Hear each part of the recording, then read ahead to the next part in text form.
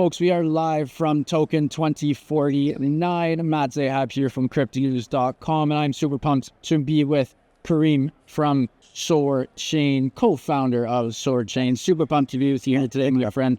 Tell us a little bit about Soarchain before we get into the nitty-gritty.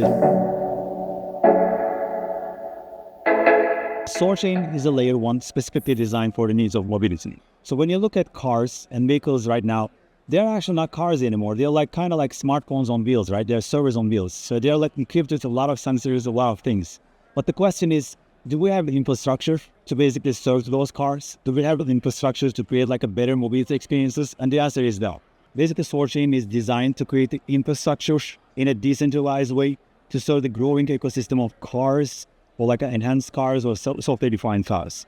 So basically, when you look at the ecosystem in general, you have either two ways.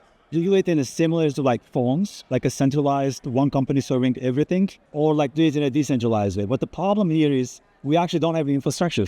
So there's no like a one company who is going to be taking care of all the things.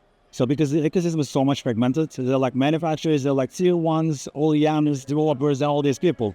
Basically, there's no like a decent incentive structures to bring all the parties together and create this like a decentralized infrastructure, which is going to be serving the growing ecosystem of like enhanced cars. So Soarchain is exactly here to solve this problem. And so that's why you guys are really focusing on the infrastructure and mobility part.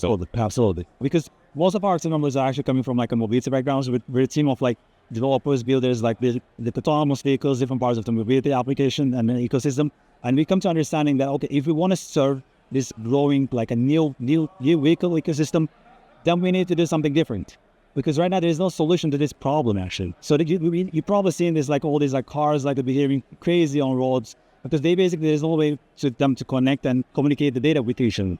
And there's also like a tremendous missed opportunity, to be honest. I mean, as a developer, you can build for everything. Like you can build like a space company, you can build a biotech company, but there's no way for you actually to go and build like an application for cars. And the reason to that is because there's no infrastructure and there's no way for you to get into and tap into those cars. And now we do it in a different way. So I told you, I mean, we can either do it like similar to phones or like, but it's basically impossible because of all these like CapEx requirements and all these things. So that's why decentralized infrastructure makes a lot of sense here to solve this problem.